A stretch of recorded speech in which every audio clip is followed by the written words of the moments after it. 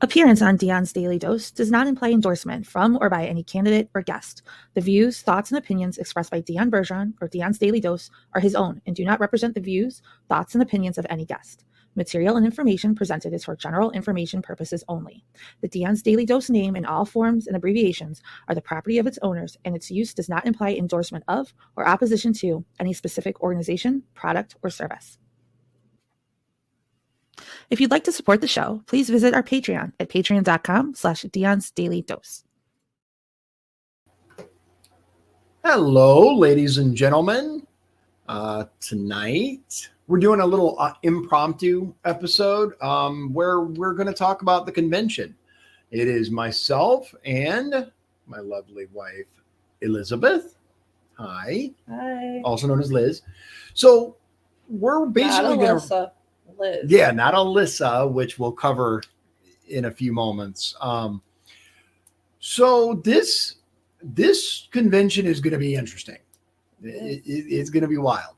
Got to leave early Friday. Yeah. Early. Oh yeah. Make sure you get there early so that you're able to get your credentials and get everything done, and make sure you hit those hospitality suites.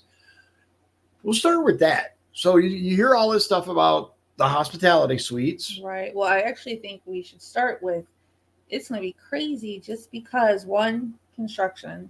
Yeah. But two, the U.S. Olympic, I don't know if it's just the women or men or both, they're having their trials in Indy that week for the team. So it's going to be crazy. Okay. Yeah. It's going to be a little packed. All of it. Yeah. It's going to be a little packed down there. Right. So give yourself time and patience and leave early. And not my strongest suit. So Patience is not exactly my most well-known attribute. We're taking. Yeah, we'll figure that out. Yeah. So what is this convention? Insanity. No. So like the first convention that I ever knew about was when you got elected that first time, and it was COVID. They canceled it. Yeah, they the delayed 2020 convention. It was like a form. What was your first choice? What's your second choice? And then you just mailed it back, and then that was it. Yeah. So that was the first one, and I'm like, that's stupid. But the second one was the first one I went to, and I guess it's the first one I actually went to. Yeah. And that one had the candidates for Secretary of State, auditor. Yep. Oh my Treasurer. God. Well, because they changed the name. So there was the auditor, which is now comptroller, but there was no one running against her. Right. Secretary of State. Yep. And treasurer. Yep. And there were multiple candidates for each spot, and everyone knew that there was going to be a lot of people, and it was at the state, not the convention center. It was like some kind of fairground or something. Yeah, and it was just there wasn't enough room. It's not meant for conventions, right? Especially that size, right? And it went long. Oh my God, it was not fun. No. It was not fun. Secretary of State didn't go long. Treasurer went long. Yeah, treasurer was wild. And 5 rounds, I think, of voting. Mm-hmm. And the last round, to be honest, we had been there for so long, we cast our vote and we left. Yeah, we were like, this is it. We can't stay anymore. Right. We were with a party, and the party, one of the members is diabetic, and we had to go eat. The other one was sick, not feeling good. Yeah. And by the time we left, went to Spaghetti Factory, actually got seated, we knew that by 3 votes, it was Daniel Elliott. Yeah. That had won. And what that means is whoever wins the convention gets to be on the ticket in November. Right. They're not elected. They are on the general election ballot. Right. Yeah. Which I've heard some people go, well, that's not really voting for people. That's a whole other topic for a whole other day. Right. Whether you're in favor of this or not, we're just telling you how it works. Yeah. This year is Attorney General, but there is nobody else. Right. Todd Rokita is it. Yep. So Unopposed. If you're going and you don't want to vote for him, just Mhm. I don't. They're not even voting. Yeah, there's no There's vote. there's No, nothing. it's literally a hey, congratulations. There you go. Yeah. He's going to give a speech. That'll be it. I had heard someone that was running his outreach, like, "Hey, are you going to vote for him, or are you going to support him in the convention?" It's been a long day. I can't talk. Right. I said, "Well, who else? What else is there?" I guess there was going to be someone rumored to pop up and run against him, but that didn't pan out. Right. Yeah, I heard the same thing. Yeah. And then lieutenant governor. There were actually a handful of people who were considering. Names were thrown out that Names I even were asked thrown one, out. and he's like, "I don't know why you Yeah. didn't even say my name." Yeah. And then you have lieutenant governor, which typically is just I won for governor, I won the primary, here's who I want, and they would go, okay. Right. Which to me, why are we even doing this? Yeah, why even bother? Yeah. Well, this could be the first time ever.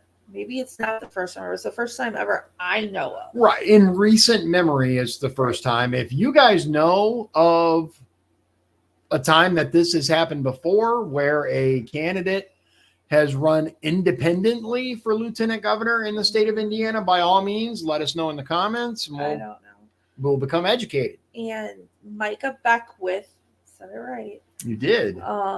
He is running for lieutenant governor. So Correct. Delegates will be able to vote. We actually had Mike on the show. It was a really, really good interview. He did a good job. And I will say this, when Julia McGuire, who is Braun's pick, called me on the phone, I told her about your show. Yep. In fact, when her She's heard about outreach it. coordinator emailed me, Kyle Richards. Yep.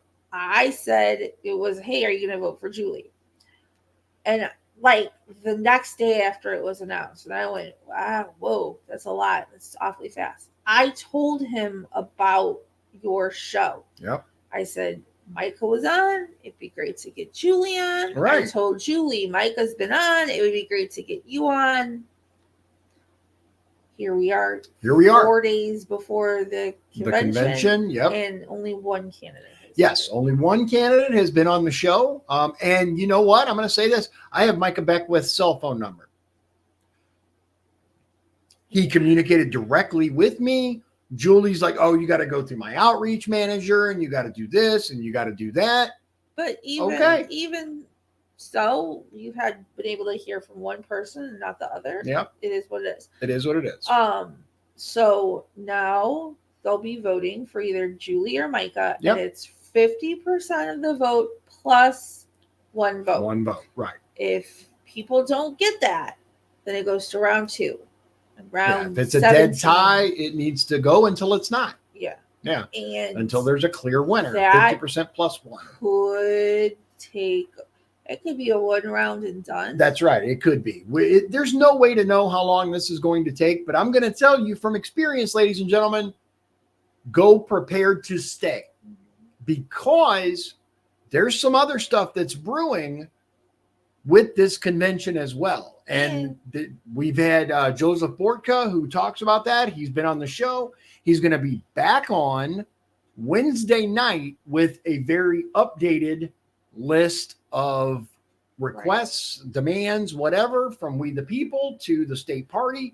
But go ahead. And I don't know. They said it's going to be electronic voting. I don't know if they're going to give every person a tablet, but something there are 40 machines. Okay, so that means we have a grand total of 1,814 people. 1,814 sharing 40 machines. Yeah, so 1814 divided by 40. It is, hold on, I am not mathing today.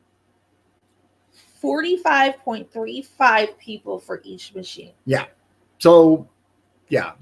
45, 46 people. To wait in line. Be prepared to be in line to get to the machine, to leave. It can get cramped. Now, this is going to be at a convention center. Right. There should be more room, and it should be more organized than the last one, but these are nonetheless, all little things to be prepared for. You're going to be sitting with your county. It's not just you sit wherever. Right. Each county has a section. It can get cramped. Be prepared for that. If you don't like being smushed in, aim for an outside seat.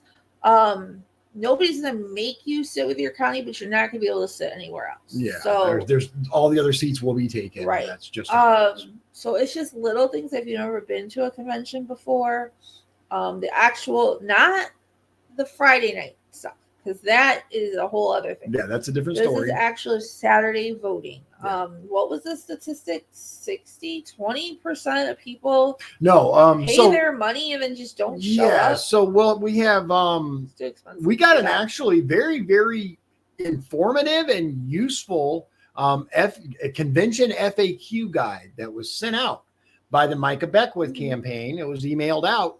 And one of the interesting factoids that were included in this document was that 6% of the delegates who paid their money and whatever did not show up for the voting. That's insane. 6%. And as we said with Daniel Elliott, 3 votes made the difference.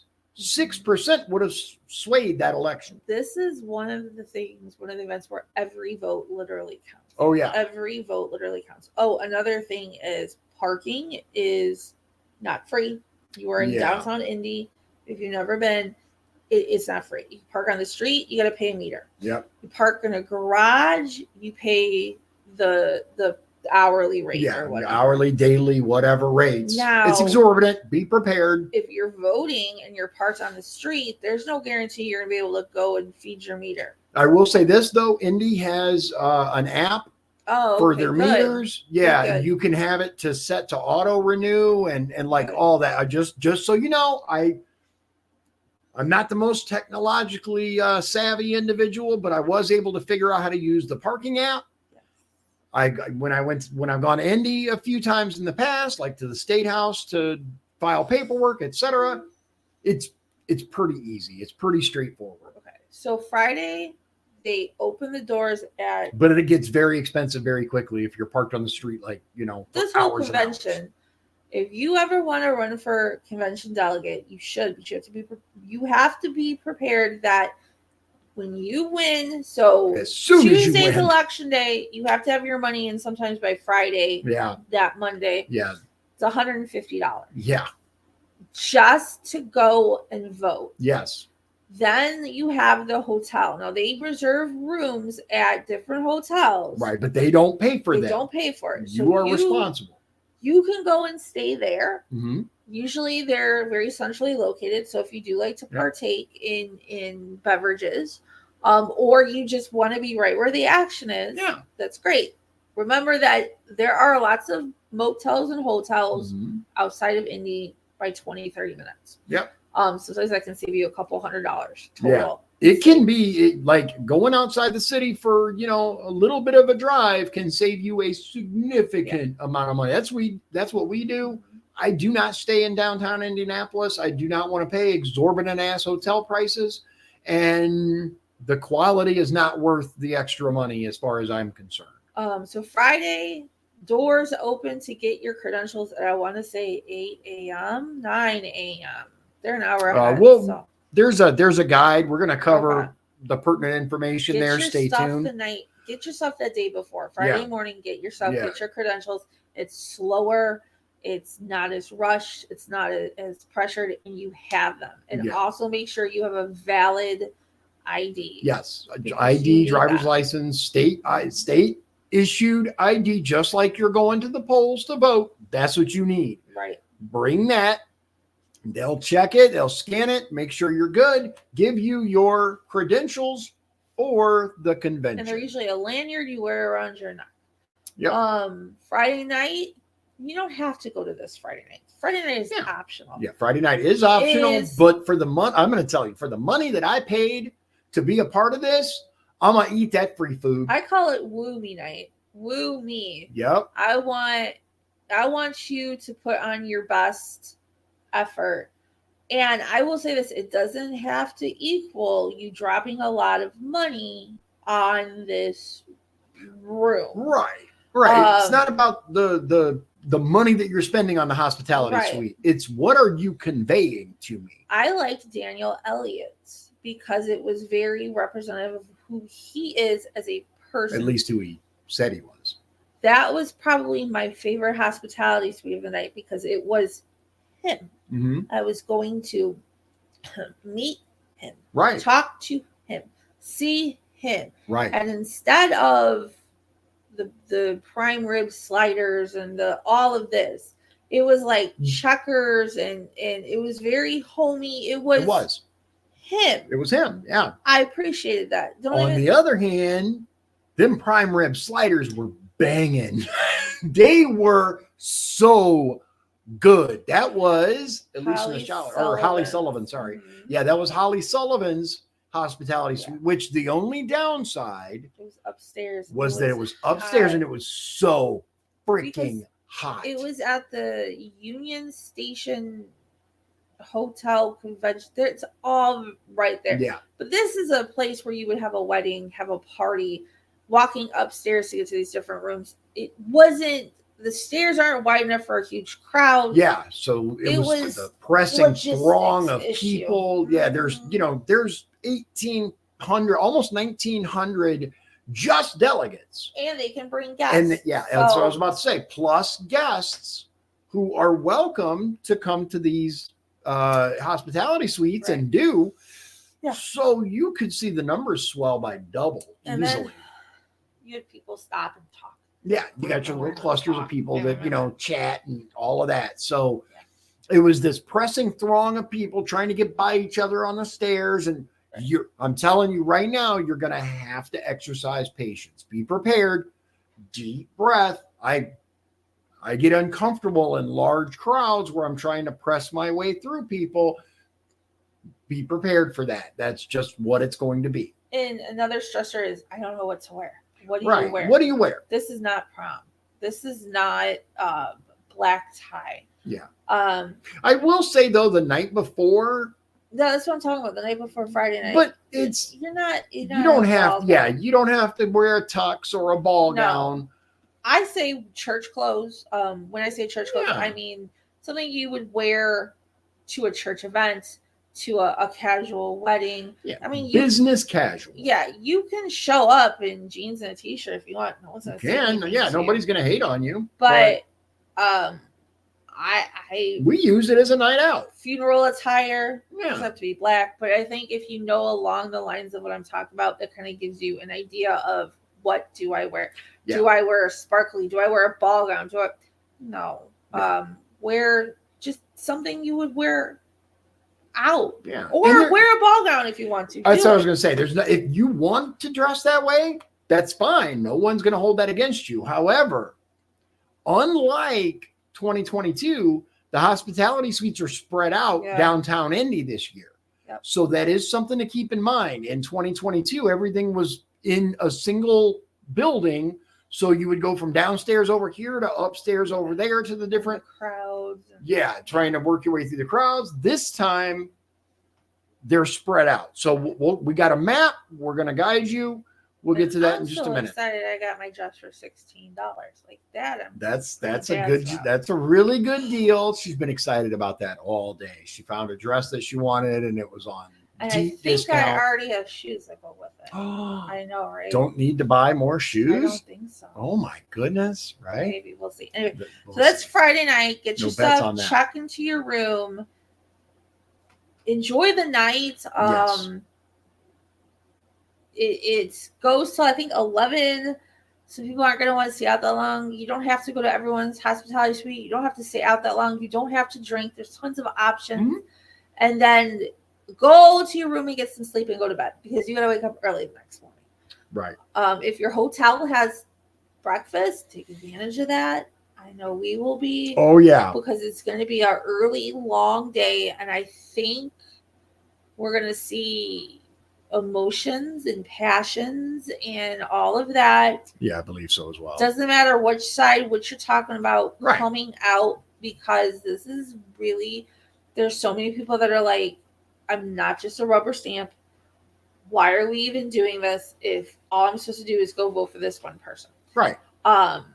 Then it even devolves into the whole swamp, not swamp, establishment and not establishment. I'm out of all that. I'm staying out of that. I'm gonna address that towards the end of the Passionate show. on both sides. We see it on Facebook. Yeah. Passionate on both sides. Right. And surely some people, if not Friday night when there's been some drinking, but when the time is up and the pressure's on, people are going to clash. So I think it's going to be very interesting. People watching, definitely. Oh, for sure. Yeah, it's going to be.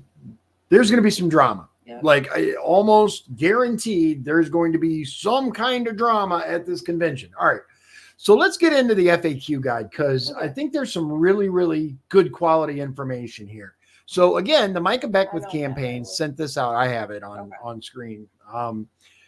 There are links in this PDF for the Indiana Republican Party 2024 state convention site, the downtown parking map, the convention center maps. We'll check those all in just a moment. It says the best entrance to the convention center is through door number 1, which is the West Street entrance. That's important to know. It is. Usually there's like 87 doors and you don't know where you're entering. Exactly. And it can get overwhelmed. And listen, I'm going to tell you, regardless of who you're going to support for lieutenant governor, I didn't get this from the McGuire campaign. I'll tell you what I do get are massive glossies, which we'll show you in just a minute, like a flood of mail. Look at all this.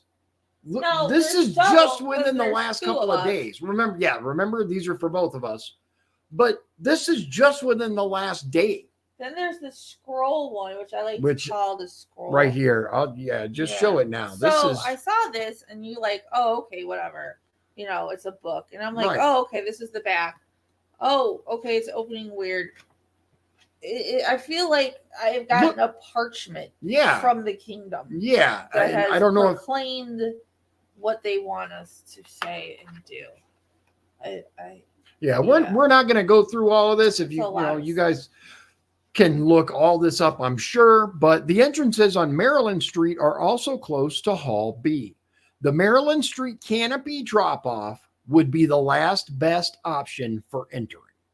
So basically, the best entrance is door 1. Okay. Then you can go on Maryland Street, and then the Maryland Street canopy is basically bring comfortable shoes to walk. Yes, because you can walk. Well, no, I don't think you can walk to Jim Banks's because his is. We're gonna find out. We're gonna look at the map here. I pinned them in my map, and most, if not all of them, are literally like here. They're fairly close, except I think Jim Banks's is like down the street a bit. We'll see in a minute. But so you have to have your credentials. You're going to have to get your credentials. So the Indiana Convention Center, rooms 120 to 124. That's outside Hall B. 100 South Capitol Avenue, Indianapolis. Friday, June 14th, 2024, from 9 o'clock a.m. to 8 o'clock p.m. Ladies and gentlemen, this is Eastern Time. Yes. Most of you, that's not going to be an issue because Indiana's on mostly Eastern Time. Us northern folk. Us Northwesterners. Please pick up your credentials. Yeah, I think that's it. Porter, LaPorte Lake. Yeah, St. Joe's already an hour ahead. Yep. All that, yeah. Please pick up your credentials during the window on Friday to avoid the rush Saturday morning. Last year we went before we got to the hotel. I think I ran in. Yeah, I ran in and got mine so you could keep driving around. So we went up to park. Yeah, because we were literally just getting our I got mine. ID so we could go to the hotel. I take that back. You were dropping kids off at other places. Oh, yeah. But I went in the morning of it was like 11 a.m. It wasn't anything crazy new. Yeah. Easy peasy. Easy peasy. Breeze yeah. In, breeze out. Yeah. Got it. Throw it around my neck so I wouldn't lose it. Then you actually. I think the valet let you just kind of hang out for a second. Mm-hmm. You went in, got your credentials, was out. We were at the hotel. We checked in. We got dressed and we left. Yep. Yeah. Saturday, June 15th, 2024, from 8 o'clock a.m. to 10 o'clock a.m. Anyone not in line by 10 o'clock a.m. will not be able to enter and will not be able to vote. They do not play. Yeah, if you are not there on time, you're ass out. It's just that simple. They don't want to hear I was late. They don't want to hear I couldn't find a parking spot. They don't want to hear I had to park in the parking garage across the street and walk 3 miles.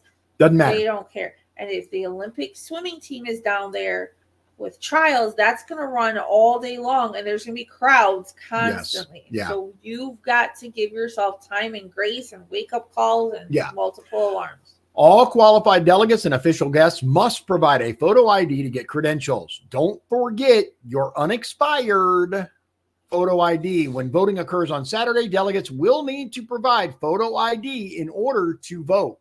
Again, you must have credentials for the Friday night GOP reception and Saturday convention. Yes.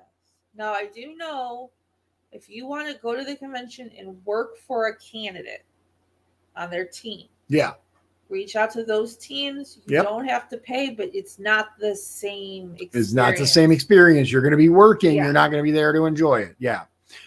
So it's saying 9 a.m. to 8 p.m. on Friday. It says what to do Friday, June 14th. And again, this is an exceptional resource. Get your credentials by showing your ID, Indiana Convention Center, rooms 120 to 124, 9 a.m. to 11 a.m. Get Micah swag early. You can get your Micah Beckwith t-shirts and other swag for the Saturday convention. I wonder if we're going to glow on sticks. Friday. Will there be glow sticks? There might be glow sticks. I don't know. By coming to JW Marriott, that's right across the street from the convention center, the second floor, rooms 203 to 205, 10 Southwest Street, Indianapolis. We will be there to answer questions and pass out Micah swag. I like swag. I'm hoping for some pens. I need more pens. Yeah, some good pens.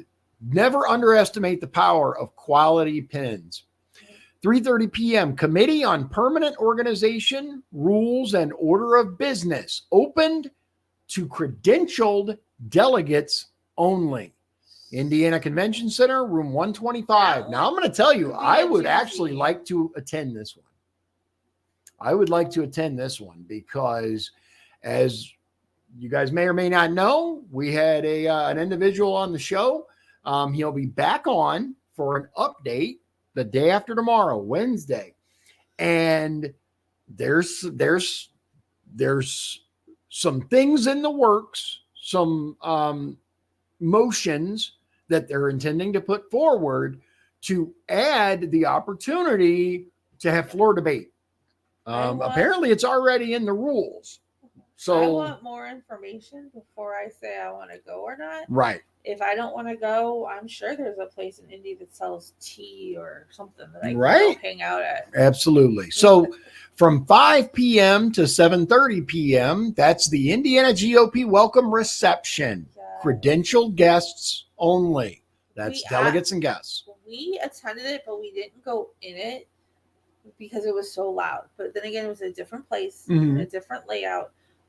It's a jam-packed room. If crowds bother you, maybe wait to come to the hospitalities, which come in towards the end. Right. Because everybody and their mother and their brother is there. But yes. It's also it's a good opportunity to meet other people. And I mean, I met one lady at Congress of Counties, which is a different thing. Right. But nonetheless, networking. I still talk to her to this day. This convention, for all the drama and all the team this, team that, it is a really good opportunity to meet other Republicans. Oh, absolutely. Throughout the state. It's an excellent networking resource. All of that. Yes. Say hi, everything. There's going to be drama. There's always drama. You get a group of people together, you're going to have drama. But you're going to have disagreements, sometimes pleasant, sometimes not. It's a night out or weekend away. It's meeting new people. It's forming friendships. It's seeing people you haven't seen in a while. It is not all doom and gloom. Right. So 5 p.m. to 7:30, GOP welcome reception, Indiana Convention Center, the Sagamore Ballroom, which is the same. I think that's the same one. It's not. Okay. No, we were at 100. Union Union Station. Okay, 100 South Capitol Avenue, Indianapolis. The welcome reception and entertainment includes heavy appetizers. We don't really know what that means. And yard games with a backyard barbecue type of vibe. We'll see. If you want to network for GOP darts, that would be really dangerous. It might be dangerous. If you want to network for GOP party chairs, state officials, and other members of state party leadership, then the reception is for you. I think everyone should come meet our county chairperson, Al Stevens. Absolutely. He's a hoot and a riot. He is. And he is a trip. Delightful man. Yeah. So we have our disagreements, but I genuinely have been consistently impressed with Al as a county chair. And I'm going to tell you, so Al may not agree with you, right?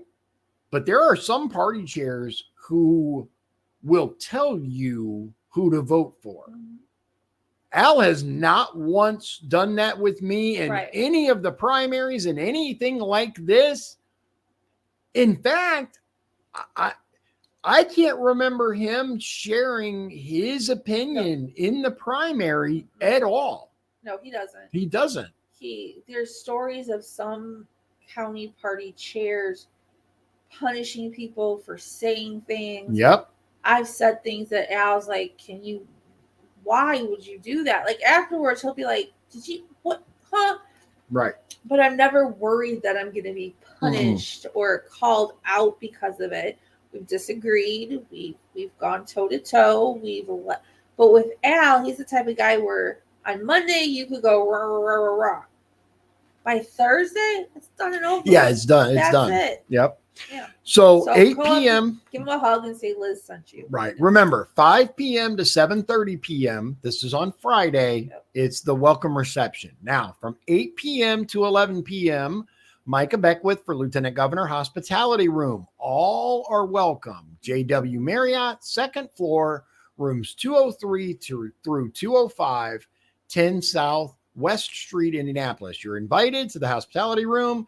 Conveniently reach the venue from the convention center via the nearby Sky Bridge, located near Hall B and the credential rooms without stepping outside. You can just walk across the Sky Bridge.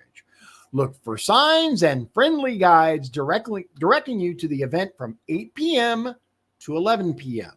Once at the JW Marriott, past the Starbucks and continue down the hall to where the fun begins.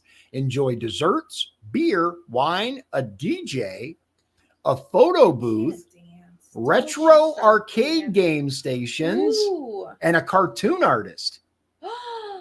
Don't you start dancing. That sounds so much fun. Don't you start dancing. Please don't. She's like, please don't do it. Come celebrate with us and make unforgettable memories. Have fun Friday night, but don't stay up too late. You need to be ready to get up early and be refreshed and ready to vote at the convention on Saturday. That's coming up. Listen, I'm just going to tell you, if you're late, they will not let you in. Nope. Once those doors are closed, it's done. All right. So look, 203 through 205. Here are the rooms here. I think you can see. Yep. Here's the pre-function right there that shows how it's set up. From 8 p.m. to 11 p.m., there will be hospitality rooms available for candidates and organizations. Check with Indiana GOP site for specifics about the other events. Food and drink at hospitality rooms is no substitute for a meal if you are hungry. My suggestion would be to get checked in, get your credentials, grab something to eat, then start attending events. I agree. Get down there early. Like, we'll probably get down there about noon or so. Get checked into our hotel. Can't check in until 3. Well, go by the convention center, get our IDs, get checked in at the hotels that we're going to be at, and then come back, grab a bite to eat, and then go to this thing, be ready to rock. And this is not the night to experiment with new foods because you're going to be voting the next you're going to be voting the next day. Don't get too weird. I'm telling you. Too weird. Don't. Is the alcohol free? Yes, but remember, you got to get up early. You got to get up early, as well as you photos. There'll be people taking photos left and right and video. Yeah. And this is not the time to experiment with your intake capacity level. Don't get hammered, Food. guys. Like seriously, don't use this as a reason or an ability to fall down stupid drunk and be silly. No, pack some Tums and some supplies you might need in case something happens, because I don't know how long Saturday is going to take. Right. So, okay. Saturday morning, 8 a.m. to 10 a.m. Last chance to get your credentials. Room 20 to 124, outside hall B. Valid photo ID required. 8 a.m. to 10 a.m. Micah swag will be available at our candidate booth. Text or call Omar at 317-796-9942 if you need help locating. Listen, the reason she laughs every time the name Omar gets mentioned is twofold. One, because my grandfather wanted to name my father Omar. If you've ever seen my father, which probably no one has, but if you have, what? Anyway. Right. He doesn't look like an Omar. Second of all, Donovan, who is our youngest. Yeah. Well, it's our middle son. Youngest, middle, depends on where in the geography he is at the moment. Well, yeah. Yeah. Yeah. Trevor's the youngest. Yeah, but Donovan's kind of the middle. He's now the in the house, he's the youngest. So now he's the oldest and youngest. When he was little, he was a trip. Yeah. He still has this wild imagination. But when kids are little, I am the ravioli king. It comes out. He was chewing gum and he was like 2. Yeah, right around 2 a.m. Yeah, or excuse me, 2 years old. We don't know where this gum came from. No. When Ryan was 6, he didn't have gum. Right. And it was either me or you or both of us. And we go, where did you get the gum? Yeah. And he said, Omar. We said, who's Omar? Omar comes down the chimney and gives you gum. Yeah. Okay. He's also the same kid who swore there was candy on top of the fridge. I said, no, there isn't. No, there isn't. He says, yes, there is. I said, I'm going to go up there. And if there's candy up there, you can have it. Yeah. Sure enough, way in the back, there was a big bag of Smarties. And I went, are you kidding me? Yeah. From like a year earlier. Yeah. It was like a very long time. He remembered that was still up there. That's why I laughed about Omar. That's why she laughs when the name Omar gets mentioned. All right. So 10 a.m. open ceremony start. This is where you wear your swag and get enthusiastic to be supporting Micah Beckwith for Lieutenant Governor. Fight with people. I don't care what team you're on. Right. The votes are going to decide it. Yeah. You can have all the discussion you want, but the votes are what's going to decide it. You can be loud. No streamers, confetti cannons, or pyrotechnics. I just bought like a 6-foot-long confetti cannon today. Right. There will be a concession stand available for food and drink. It's expensive. Yes, it is expensive. Plan on sitting for long periods of time in your area. Yes. Delegates, voting. This is why you are here. The Lieutenant Governor contest is the only contested race at the convention. The Attorney General will still speak and be officially nominated and approved to be on the ballot, but there's no voting that's happening there. Voting will be done electronically. There will be 40 machines and 6 tabulators on site. You will be showing your photo ID when you go to vote, just like when you're at the polls. You want to stay until voting has been concluded and a winner announced. In the event of a tie, voting occurs again. Do not leave until winner has been announced, as you may need to vote again. Because it's 50% plus 1 vote. Right. And it could very well be 50-50. It's possible. It could go 8 rounds at 50-50. It might, if nobody's willing to budge. So what do I wear? Business casual will work. You want to dress comfortably, as you will be sitting for long periods of time at the voting like thing. You're going to go to Target. That's dress comfortably, but look presentable. And when they say you're going to be sitting for long periods of time, this does not mean you're going to be sitting comfortably. Yeah. With lots of leg room. Right. Yeah. You're not going to be in a recliner. You are going to be sitting. Last time it was folding metal chairs, and it was horrible. It was absolutely horrendous. I hated every minute. I was between you and a delegate who had just had a grandbaby. So I saw it was so cute. I saw 3,000 baby photos. Yeah. But it was like this. Yeah. So hopefully there's more room. So there, if you want some Micah Beckwith shirts available for pickup Friday, June 14th. Okay, final reminders. 6%, this is what we talked about earlier, 6% of the convention delegates in 2022 did not show up when the time came to vote on Saturday. Don't be part of that percentage this year. And again, 3 votes decided the Daniel Elliott race. 3. 6% can sway an election. And a lot of people skip Friday. Mm-hmm. They just come down. They just come down for Saturday, vote, and go home. Arrive early. Yes. There are lots of other events going on downtown the same weekend. It's going to be crowded and congested. Allow for extra commute time. Leave as early as possible to get here. Park and arrive on time. Don't be that one that gets locked out for being late. And I promise you, if you get there early and you're waiting, it's going to be entertaining because other people will be there early. People will talk. Yep. People will mingle. People by all means, mingle with other people. So and so, go so and so. Your person's horrible. No, your person's horrible. Right. It's people watching at its finest. Right. Make sure you have unexpired photo ID on you so you're ready for the credential verification process. Don't miss out because you weren't prepared. Have fun. Be safe. Thank you for your participation in the process. Reach out to Omar with any questions. And ask for gum. Yeah, ask him for gum. Text, call. Again, here's his number, 317-796-9942. Now, we've got a couple other things to show you. These links here that I believe are very useful. Let's see here. So here is the state convention.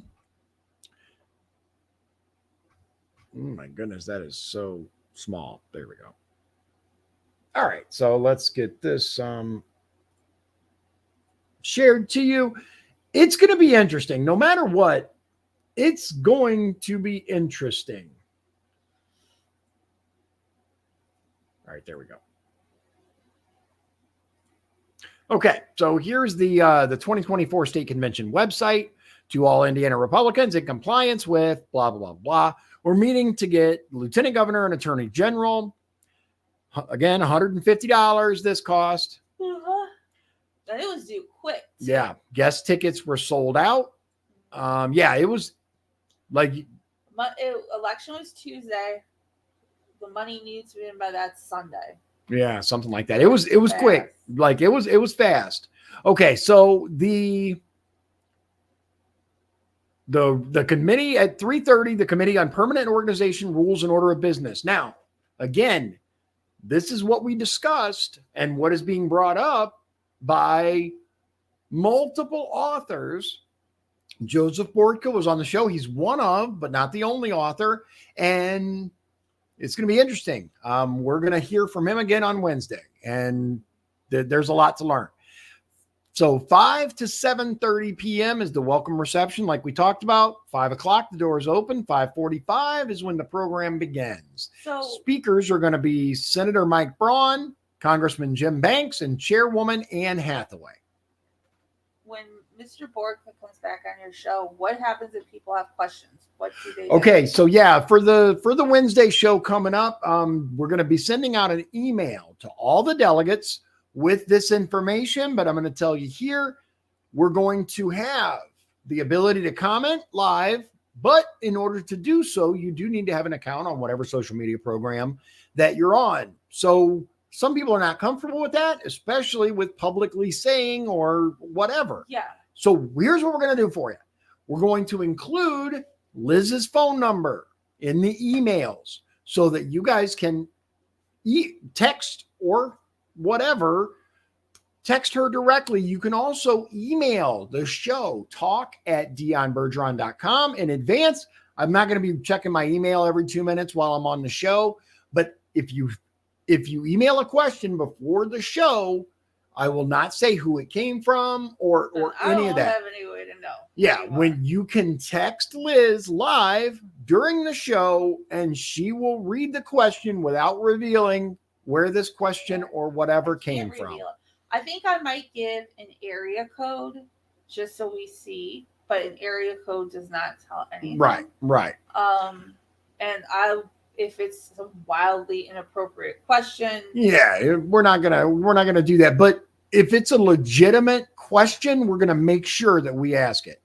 So at 8 p.m., candidate hospitality receptions begin, various offsite locations. Now, this is really important. Attorney General Todd Rokita's hospitality reception is located at the Crown Plaza Hotel B lot on the second floor of the hotel, located at 123 West Louisiana Street, Indianapolis. That is not far from the convention. I have the map. I pin things. Good. You want to hold the map up? Let people. I don't know if they'll be able to see it, but literally, you're gonna walk down the end of the street, turn, and then there is 123 West Louisiana Street. Use your GPS. It's not far. If you're an old school map person and you want to do it that way, you're welcome to. But it's not far. Okay, so 8 p.m. the hospitality suites open. First one's AG Rokita. Then we have Micah Beckwith. Again, JW Marriott, second floor, rooms 203 to 205, as well as the adjacent area, located 10 South West Street. Then Senator Mike Braun and State Rep Julie McGuire, downtown Marriott Ballrooms, 7 through 10, located at 350 West Maryland Street, Indianapolis. And then Congressman Jim Banks, his is actually at the Prime 47 Steakhouse.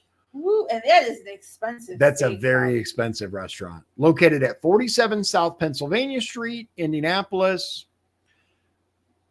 Saturday, June 15th. We pretty much ran through it, but real quick, 8 to 10 credential pickup. Again, do not be late. You guys, they will lock you out. And the hospitality suites, if you have a question for a candidate, that's the place to do it. Busy. I don't think you're going to be able to have a full-on conversation, but if you have a question, how do you feel about this? What do you think about this? Why do you have this pack supporting you? Whatever. Yeah, whatever thing it is. This is the time to ask. Right. 8 a.m. convention floor opens, vendor and candidate booths open. 10 a.m. convention convenes. That's Indiana Convention Center, Hall B. Oh, did you know that the Hamilton County Party Chair is doing a hospitality suite with like a publicity consultant group? I just got the text. Really? Yeah, I don't know. It feels awkward. Okay. Where is it? Okay, while you look for that. Official welcome, opening ceremony, special introductions, additional remarks. These are the speakers. Indiana House of Representatives Speaker Todd Houston, I don't know how you say his name. Indiana State Senate President Pro Tempore Roderick Bray, and then Chairwoman Anne Hathaway. Committee reports. Yeah. Committee on Permanent Organization, Rules, and Order of Business. That's potentially going to be very, very, very important, ladies and gentlemen. Committee on Credentials. Nomination/voting for state office, attorney general, done deal, lieutenant governor. Then the convention concludes. Convention center entrances. It says the closest entrance to Hall B, where the state convention will be located, will be door number 1, West Street entrance, across from the JW Marriott. Entrances on Maryland Street will also be close to Hall B. Because of the distance from Hall B in the convention center, the Maryland Street canopy drop-off area would be the last best option for entering. A map of entrance locations can be found below. Credential pickup. Open from 9 a.m. to 8 p.m. on Friday, 8 a.m. to 10 a.m. on Saturday in the Indiana Convention Center rooms. Please note, required to have your ID. Again, anyone not in line, they're actually being a little more generous this year. Anyone not in line by 10 a.m. on Saturday, June 15th to pick up their credentials will not be permitted entry. This is Eastern time, 10 a.m. Eastern time. So you guys from Porter, LaPorte, and Lake counties, that's 9 o'clock a.m. our time. Make sure you're not late. You must have your credentials to gain entry to the convention hall. Please plan to pick up your credentials on Friday if possible. If you are arriving on Saturday, please plan to arrive closer to 8 a.m. when doors open to ensure you receive credentials. We are sharing the convention center with another event and should be ready for large crowds and congestion. Please only book a room if you are a convention delegate. Designated blocks of hotel rooms are sold out. If you guys don't have a room by now, like, you're probably ass out, but you can call around. Here's the thing. If you're willing to drive, yeah, then yeah, but I don't know. It would be very hard. Maybe you camp. I don't know. But okay, so here's you probably have to stay some places you might not want to. Yeah. So here's the map. It's not phenomenal and it's kind of but there is maps included in this. So here's again, downtown parking and restaurants, various stuff listed. For the parking map, you can click and see the restaurant map. But here is the list of the number of delegates from each county. It's a lot. It's a lot. We added them up. 1,814. 1,814 delegates. There are 4 counties that have over 100. Yep.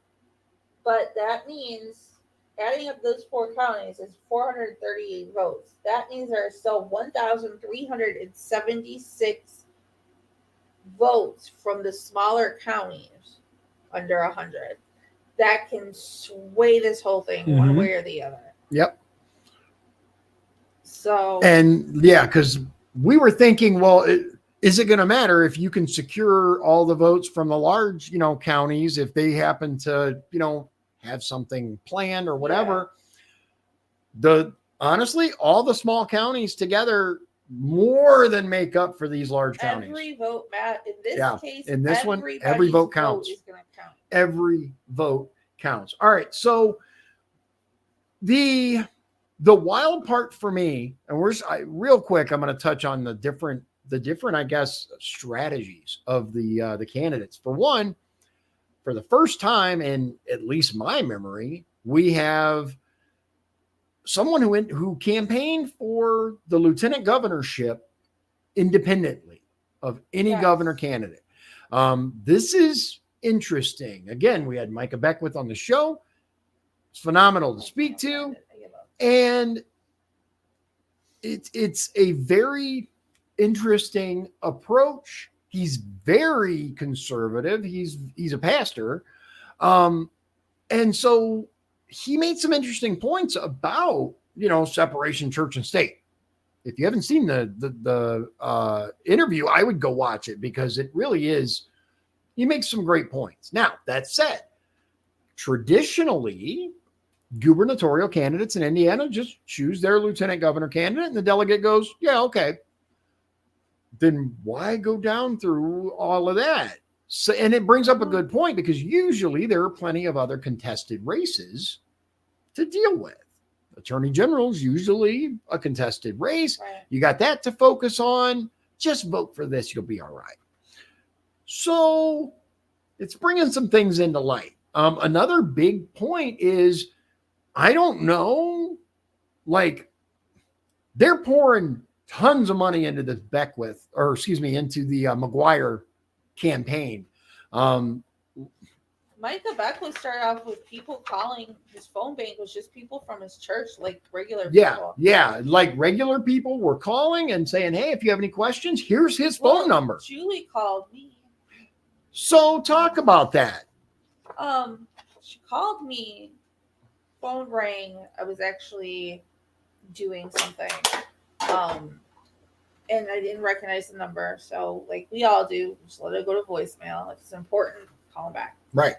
And it was, I want to say it was a 317 area code. And then I got that call again, like 2 minutes later. And I went, oh no, I work for the state. Usually when you get a 317 area code and then another call back to back, it is the state government wanting an answer right on away. Something, right? Okay, time to answer it.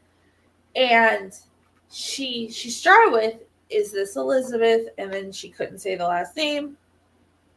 No one We're can. used to that. It's Okay. not a big deal. Yes, it is. And I'm immediately thinking, oh, it is. It's FSSA or something like that. Right. She introduced herself. I was like, oh, and she's like, I'm running for lieutenant governor. She told me, and this is alleged for entertainment purposes only. Right. She made the reference to being thrown into this. Yeah. Well, that's not a good way to start off with. You want me to vote for you for something you've been thrown into? Okay. And then she's talking a little bit more, but it wasn't your normal campaign pitch. Hey, vote for me. I'm awesome. It seemed very rushed or unprepared, or, maybe there was a fire going on around her. I don't know. But yeah, she's calling me by she's doing that sales tactic like, hey, Bob, how are you feeling today, Bob? She kept calling me my name, but it wasn't my name. But it wasn't your name. She was calling me Alyssa. Right. Which I don't know who Alyssa is. When I hear or see a 317 number, and I think it's state government, I am Elizabeth, because that is the email. That's the email name. It's your job. I mean, and that's why, is this Elizabeth? Yes, this is Elizabeth. I'm not sure how Alyssa, at least 4 times, maybe more, probably more, but at least 4 times became Alyssa. Okay, there's obviously a piece of paper in front of you. There's something. Yeah. She said, do you have any questions? And I said, well, I have one. Pretty standard that I've thrown out for every state rep, congressional rep candidate that there is. I said, this is actually 2-part. One, are you for or against the audit of FSSA? Because I'm not going to rehash it, but they win $1 billion over. Yeah. How, why, we don't know. Yeah, it's this whole thing, but that it's her industry. She's very interested in that. She asked the question. And then I asked, which she said, she very non-committal. It was very, well, we have to make sure all of our state agencies are working well. I don't know how this happened. Meanwhile, I was serving in state legislature when this happened. And then she said that she didn't want to answer because it belongs in committee. Yeah. Okay. You didn't answer my question. And then I said, you see the shakeups with the waiver, with the A&D waiver and all of this. You're going to be sitting there chairing one committee that is for mental health, and you're going to be involved in this. So it's a big deal. This question is, what are you thinking that we can do to avoid another shakeup like this? I'm not expecting an answer. What I'm expecting is I don't know. You tell me your idea. Or, I don't know, but I would love to learn more. Do you have information? Right. It's a nuanced technical question. It is. But when you're sitting in state legislature, the year that all of this blew up, I would expect you to know a little bit more. And she would not answer my question. I asked the same question to Micah. I put him through the ringer on this question. Yes, she did. On the show. On the show, and then after. I put him through the ringer on Cherry. I put him through the ringer on this. And he said, I don't know everything. Right. No one could. I want to learn more. Do you have information you can send me so I can read it and learn? That's how you answer a question like that. So I sent him information. But Julie was there when people were showing up with the disabled children at the State House, when you had parents picketing, and they weren't showing up with their children because it was a tool. Who else was going to take care of them? Right. That's why this was all going on. That's why this happened. Right. How you don't know or can't relate to me what's going on. If you even said something like, well, it's so nuanced, I don't understand. Cool, I can work with that. Okay, right. She would not answer my question. She dodged it. She wants it to go to committee. It's already over with. There's nothing to go to committee. Right. What committee about freaking what? I don't know. Right. And then you call me by my last name, or you call me by my wrong name. Yeah, the wrong name. Called me back to back. And it's not even, Alyssa's not your middle name. It'd be one thing if it was like, there's no Alyssa. I don't think there's an S in my name in first, middle, or last. Like there's no, I'm S free. Right. Same. 2 back-to-back calls. You think, is it your kid? Is it the state? Is it your boss? Is it whatever? Right. She had heard my voicemail where I said, this is Elizabeth Bergeron, not Alyssa Bergeron. And to me, I felt as if I was just that obligation to check it off the list. Yeah. Yeah. So again, there's so much money at play here. There's so much threats to political future. That's another thing. That's another thing. I have heard consistently. Not LaPorte County, though. No, not LaPorte County. And it's another reason why Al Stevens, good job, man. Seriously. Like, there's none of that. At our most recent precinct meeting, he actually encouraged a conversation. I was late to the meeting, so I missed this conversation. Had started to organically form before the meeting, and he allowed that to continue into the meeting. And it was a constructive conversation about not tell us who you're voting for, but what should we do? Should we just go down and just vote for this pick? Right. Should we? Why her? That was another question that a lot of people asking. Why her? And I'm gonna interject here real quick. For those, if you're a delegate, I'm sure you know this by now, but if not, this is the same individual that was put up to run against John Jacob, first termer. They spent $606. That's what I hear. I know definitively it was over 500,000, but I'm hearing a figure close to 660,000. Hundreds and hundreds of thousands of dollars to make sure they got rid of John Jacob. Which I can't stand his theatrics. I've seen his posts. Someone said that they lost their child and he was there with his wife and they took care of things. I am sure he's a wonderful man. Not making a judgment call. It's the theatrics that he does, the performance art he puts on, that I think becomes so polarizing that you can't work with him because he's so polarized. Right. Hundreds of thousands of dollars. Yeah. To beat one person. Yes. And this is the part where I hear people, this is like a huge complaint about politics. You have hundreds of thousands of dollars to throw in this game, but you can't donate to the food banks. Yeah. They gave, you know how much money they gave me for both of my state runs? Zero. Not one dime. I didn't receive a single penny from the state party, but they had 600 and not the state party. Let me be very, very clear. HRCC, House Republican Campaign Committee. It's separate. It's a separate deal. But members of the state party are involved in the periphery. They spent hundreds of thousands of dollars to get this lady in. Yep. For one term. So then now she can run for lieutenant governor. I honestly have yet to hear a compelling reason of why I should vote for this person other than because Braun said so. And if someone gave your campaign, and I'm going to say you as a person, not necessarily Dion, let's say $600,000. Are you going to say no? Right. I mean, that's the thing. You probably me, I tell you. But you as an individual, over $500,000 spent to get you elected. What obligations are there? That alone, I'm going to tell you, that alone is a massive turnoff. What concerns What's me owed is how many people are being threatened. Yes. To vote one way or the other. People are being thrown off the ballot. Yeah.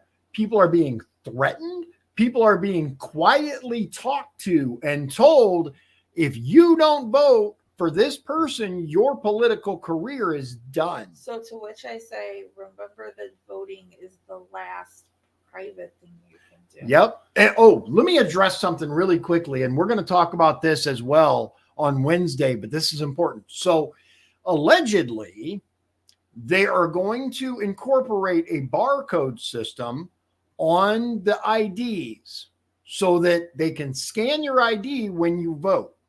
Now, there is some probably legitimate concern that they'll be able to track your vote via that method. Now, my question is, okay, maybe, but if this is not a tracked ID, and what I mean by that is if it just has a barcode on the back and it's a big pile of IDs, there's no way to assign that ID to an individual. It's just a pile that they hand out, Right. and it's individual numbers. That's it. At the end of something. Is it possible that, let's play devil's advocate, I'm just that given the facts. The barcode is there to identify if you voted already. And that's what I was going to say. Like It's doesn't come back 3 times right, and vote. Right. That's why it's important to know what kind of barcode it is. Is it like our license where it's an individualized, personalized barcode that gives information that's tied to the particular ID that you get? Or is it simply an individualized number that's random that simply keeps track of this particular thing has or has not done X action? Last time they just punched a hole. Yeah, there was a punch, yeah. and that was fine. That was to show, yeah, you voted. There was no way, there was no identification there, right? Other than, yes, I'm a delegate. This time, there is some concern there, and especially for some of the older, because there are a lot of older delegates, Yeah. let's face it, and they may not be so familiar with the technology. If it's just a several big boxes of IDs and they're just handing them out, there's no way to track you on an individual basis and determine. No, but John voted for Jim. Your credentials have your name on it. But here's the thing: do they or do they not? Are they individualized, or are they just? They have your name on them. That's what I'm saying. So they might have the thing printed, but the barcode may be simply a. All right. We don't know. I is don't the know. point? We don't know. I will say this: if it turns out that the technology has been put into place to be able to track votes, that is so That's concerning. And we as a party pride ourselves on the power of the vote. The vote matters. You vote, win, lose, whether your person wins or loses, you vote. We got to respect voting. Don't buy into the hype. We want to make sure our voting is secured and private. But if we're going to do that to our own delegates, that is a message that if one of the people that is running this should happen to be listening to, just don't do it. Just don't do it. Right. It is not the path down the road. It's going to bite you in the butt. Right. And I'm going to say this. Don't do it. If you... they'll listen to me. But I'm just saying, don't Yeah, do it. I mean, look, bottom line, you got to vote for who you believe in. It's just that simple. I don't give a damn what you've been told. I don't care what threats have been made. That's just me. Now, anybody who's watched my show for any length of time, that's how I am. But I understand, and if that's the case, if they can and do track who you are voting for, then it's an even bigger reason why these proposals need to happen to the Indiana Republican Party. Because I'm going to tell you, ladies and gentlemen, the Democratic Party has lost their ever-loving minds. A lot of people feel politically homeless right now. They feel like they have no place to go. They've been told that Republicans are insurrectionist, election denier, far-right, white nationalist psychos. And their other option are people who want to touch kids. That's the media is telling them that left and right, right? People who are welcoming illegals into our country and saying we want them to vote. Those are their two options. The truth is somewhere in the middle.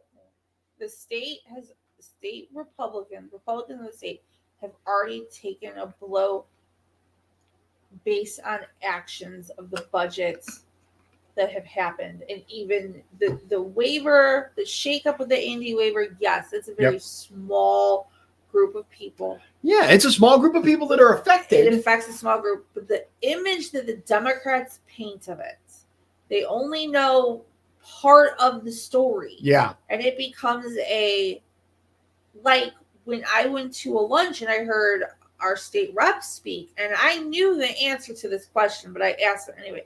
I said, hey, so this is Pat Boy. I said, so this whole A&D waiver, do they keep the parents paid? Do they put them on a per diem, or do they just throw them off? I already know the answer. She does not know I know the answer because she doesn't know who I am. Okay? Not that she should. She should, but she doesn't, and it's fine. She said, oh, no, they threw them off. And the image that was painted was Republicans don't care about the children, the sick adults, the elderly. Yep. They didn't throw them off. No, they They didn't. changed the pay structure. I don't agree with it. Right. They did it. There were They some didn't throw 'em changes off. made, and you disagree. I disagree. But I'm not a vote maker, and I'm not going to run for that because no. So Democrats are already painting. Even Al talked about it at our breakfast. The media, the Democrats, the ones that aren't even Democrats but don't like Republicans, are painting us as a party that's falling apart, that doesn't care about the elderly, that doesn't care about the sick, that doesn't care about kids, that want to hold on to this surplus that we have and cut the education and defund the public schools.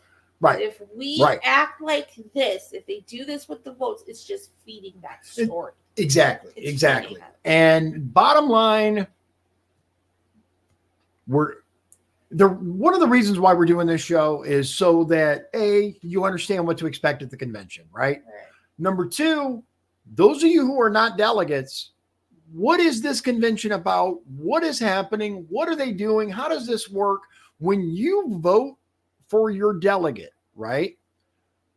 You're either voting because it's only done in the primary. This election does not happen during the general election, right? It's only done during the primary. In Indiana, you can choose a Democrat ballot or a Republican ballot. And then you will choose your precinct committee people and your delegates, right? When you go in, and if you're a Republican, you pull the Republican ballot, or in Indiana, it's an open primary. Let's just say if you pull a Republican ballot, you will vote for who you want to be your precinct committeeman and your delegate. Your precinct committeeman, I've covered that in the previous video. Delegate, what does a delegate do? This. And this is what they do. Pick 10 names. Well, I don't know. So I saw them running, so I'm going to vote for them here. Or I'm just going to do the first 10 or the last 10 or skip whatever. Right. I don't understand because nobody explains what a delegate is. Right. I have not heard from the public. I got elected. I haven't heard anyone from the public tell me, you're my delegate. I want you to vote for Julie. I want you to vote for Micah. I don't want you to vote at all. I mean, whatever. Yeah. I also didn't get that last convention. The only people that talked to me were other delegates. And candidates. Yeah, the other delegates and candidates. If you are a member of the public, especially if you are a member of the Republican Party, whatever that means to you, let me know. Right. Contact me. You're not at large. Both of us are Congressional District 1. Right. For Congressional District 1, which is pretty much the northwest corner of Indiana. Porter County, Michigan City, Wanata, part of LaPorte. Yeah. It's huge. It's massive. I'm on Facebook. You can get me at Elizabeth Mouch Bergeron. Yep. You can get me at Liz for LaPorte County. Mm-hmm. You can get me here if you can't get me anywhere else. Right. And say, yo, Dion, tell us. I have not heard from anybody. Nope. Now I'm seeing battles going on Facebook. As am I. But I don't recognize any. I've recognized a couple names. There's other delegates, not in my district. Other delegates. Can't do anything. Right. I don't recognize anyone's name from first district. My job as a delegate is to represent you and choose what you want. I personally have my, beliefs about who the better candidate is, but if you have a strong, compelling reason why you believe that I should choose, for example, one over the other, let me know. Talk at DionBergeron.com or right here, right here. Comment, talk to me. All my information is out there. It really is. I'm going to put it on right there. Talk at dionbergeron.com. Right there. And it's Dion with an I. Dion. I left some comments on your show with Mr. Bortka. If you want to talk to me, go there. See my comment. You know what else you can do? You can visit Dion'sDailyDose.com, which I think is probably easier than my last name. Dion'sDailyDose.com, huh? Dion'sDailyDose.com is easier than Bergeron? I think so. I mean, if you're unfamiliar with the name, because people always want to put a U in it. It's Bergeron, right? Bergeron. Right. But people... Or they want to spell your name Deon.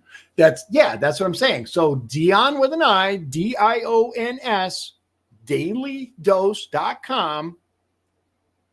And there's contact stuff there. There's all kinds of stuff there. Leave a message for me if you want to talk to me. Yeah, let us know, because I genuinely give a damn. That's why I do this. I want voter education. I want people to realize how close we are to losing the things our grandparents lost their friends for. Yeah. They fought for freedom for this damn country, and it's fallen the frick apart. 80 years ago was the D-Day. Yeah. We just had the anniversary. And look at what this country has become. My grandfather would be spinning in his damn grave right now.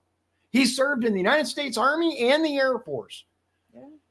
He would be just seeing what the frick is going on right now. All the debauch, and beyond that, we are paying taxes. I just put a video out earlier. The tax poem. If you guys haven't seen it, read it. Do you know? Watch the video. It's like a minute and a half long. I read the tax poem. I heard someone talk about this. They said property taxes, you never really own your own property. Right. You don't own anything anymore. You will own nothing and be happy. They've sold that as the American dream. And how happy are people when they buy their own home? Right. Truly, you own nothing and you will be happy. But I still want my own. I still want to buy a house. Well, absolutely. We want to experience that. But once you pay off your house, it takes 30, 40, 50 years. Right. Some people never pay off their house. Some people never do. Right. Once you pay off your house, your property taxes. Yeah. As a matter of fact, I just released a video about that. Why the hell are we still paying taxes on a home we allegedly own? Because you're renting it from the bank. Because you're renting it from the government. Even if you own it outright. Did you hear about the developments? They're going to be rental only when they're like luxury. They're building one in Crown Point. Yeah. I drove past it coming back from a meeting. It's insane. It's absolute. Look, we can talk about this all day because that's how critical it is. But join us. We're going to be here Wednesday. We're going to be here Wednesday because Thursday night is face-to-face with Dion and Sean. Mm-hmm. Wednesday night, Joseph Bortka is going to be on the show again, and he's going to have more time this time. He squeezed us in between meetings. Right. But he's going to have more time to answer your questions. We're going to send an email out after the show tonight. We're going to get all the information together. We're going to include links so that you can watch the show on your preferred streaming platform, whether that's Facebook, YouTube, Rumble, and YouTube will both allow you to watch a video without an account, but you cannot comment, right. which is why we are including a phone number for you to contact. That phone number will be in the email. Yeah. And keep it clean. Yeah. And this is somebody's phone number. Like, don't be an idiot is basically what it comes down to. Don't be an idiot.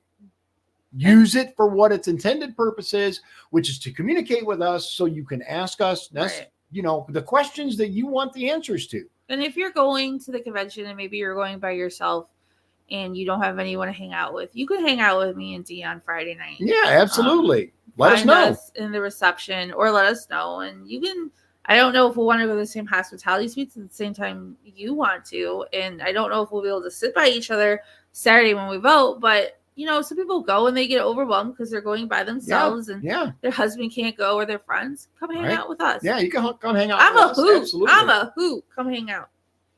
She's something. I don't know if hoot's the word I'd use, but she is certainly something. I'm a delightful lady. Yes, she's a delicate flower. Ladies and gentlemen, look. I'm hungry. Yeah, I am hungry. We're gonna wrap this up. I hope we have presented some useful and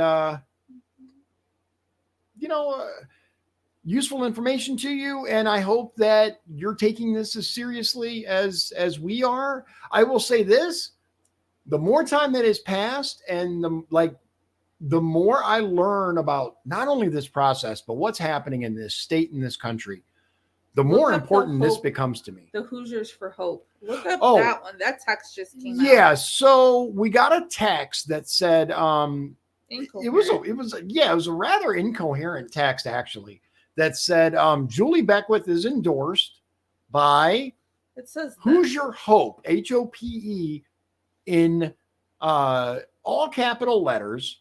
She's bringing it up right now. Because I texted stop because I just couldn't. Yeah, and I'm a horrible speller, and I looked up what this organization is. I recommend that you do the same. I deleted it. No, I did not. Here it says, "Greetings, Elizabeth." But at least I did your name right. I am Seth with Hope. Julie McGuire. Period. Well, it says, "I am Seth with Hope." Period. Julie McGuire. Period. Common sense, conservative leadership for Indiana. And opt-out. So, I mean, it makes sense, but it's not really right. Like, huh? So, Hope is Hoosiers for Opportunity, Prosperity, and Enterprise. They believe, are they the ones that believe that statute can override Constitution? No, that's not them. Yeah, that's the state party. Oh. Yeah. Okay. Yeah. They are another at least the state party rules committee organization that's backed by insiders with big money and trading big money with big money. Yeah, Jim Bopp. Look up the board of directors. Opportunity, prosperity, and enterprise, and I'm not ever going to get it from them. You're not ever going to get it from them. No. Look up who it is. Again, Indiana Hope, HOPE, all capital. Look it up. Do your own research. I urge you.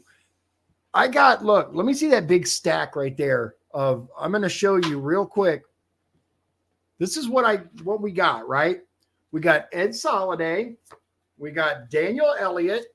We got Elise Nishala. Dan Durnall. I can never say it. I know. Yeah. Daniel Elliott ran on being an outsider.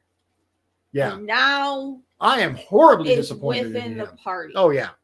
Yeah. Yeah. Him and his little sidekick. Anyway, it is what it is, ladies and gentlemen. This is our opportunity to make a change because I, for one, believe that Micah Beckwith is actually going to do a good job as lieutenant governor. I believe he's going to be an active lieutenant governor, whereas I believe Julie McGuire is going to be a rubber stamp. And it's okay if for the insiders. If you want to stay out of the drama and not say who you're for the entire time. Absolutely. That's fine. I say go to every single hospitality suite then and don't say a word. Yep. No one, if someone asks you who you're voting for, there you go. You I'm don't undecided. have to tell anyone. Yep. I don't know yet. All right. That's all I got. That's it. I'm hungry. It's been a Monday. Yeah. Hope you have a wonderful evening. I thank you very much for spending your time with us. And I hope you'll tune in Wednesday. We got some really good stuff. I got a video lined up for you guys for tomorrow, but Wednesday is going to be the banger. Without further ado, ladies and gentlemen, God bless you. God bless Indiana, and God bless the United States of America. I hope you have a wonderful evening. Thank you. If you'd like to support the show, please visit our Patreon at patreon.com/Dion's Daily Dose. This has been Dion's Daily Dose, hosted by Dion Bergeron. Executive producers, Sean Holgram and Michael Beebe. Copyright 2024. Dion's Daily Dose, all rights reserved.